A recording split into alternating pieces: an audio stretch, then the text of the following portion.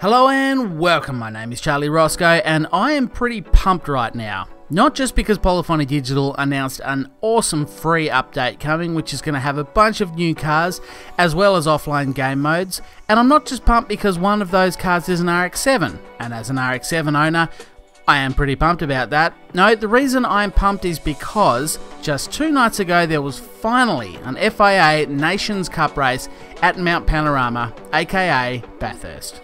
Why was I pumped about Bathurst? Well, not just because it's an Australian track and I am also Australian, which probably plays a part in it, but I love Bathurst. I think it's one of the greatest tracks in the world.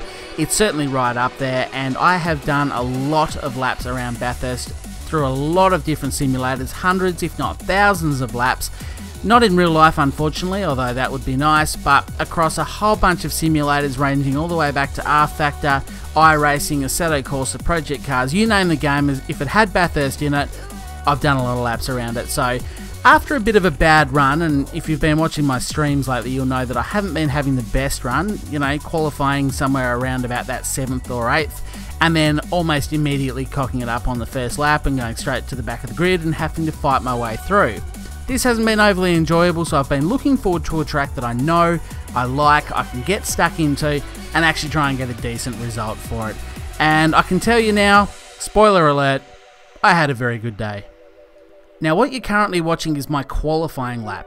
Normally in qualifying I like to start off with a banker lap. If you haven't seen my qualifying tips video, I'll pop a link somewhere on the screen or in the description, so check that out. But I like to go and do a banker lap, and in short what that means is you go out and do the fastest lap you can whilst going slow enough to not make any mistakes. The idea behind it is you've got one decent lap, maybe not the fastest lap, but you have one decent lap in the bank, and if you cock up the rest of your laps, it's not a total disaster of a qualifying session where you don't finish in any sort of good positions at all. But because of my experience around Bathurst, because of the sheer amount of laps I've done around Bathurst, and I must admit, I haven't actually done very many laps in Gran Turismo Sport, but I was confident in the Grade 3 cars. I was confident that I knew the track, so I thought I'm just going to go out, drop it like it's hot from the very first lap.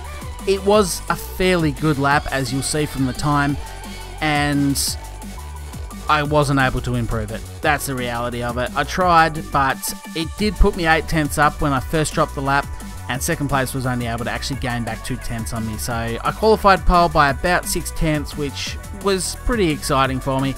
Happy with that. I think it was my first pole position in one of the FIA races. I've got 2 seconds, but that was my first pole, so I was pretty happy to tick that box.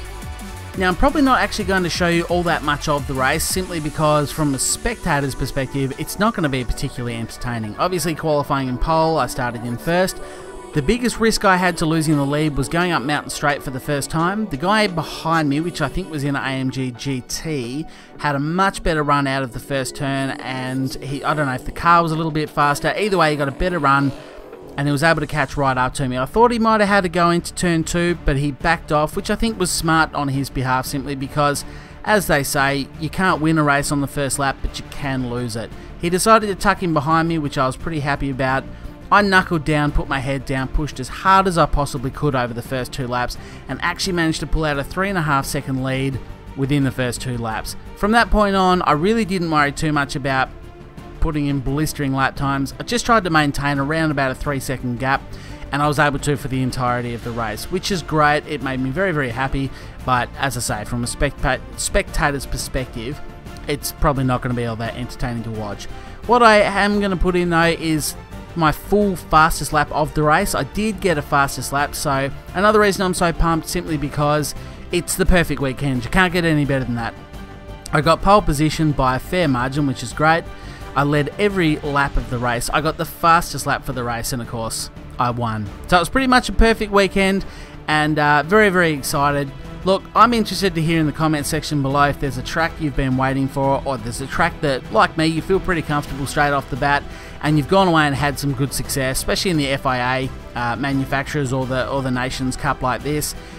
Keen to hear about it in the comment section. Thanks very much for watching my gloating video. Hopefully you have enjoyed it.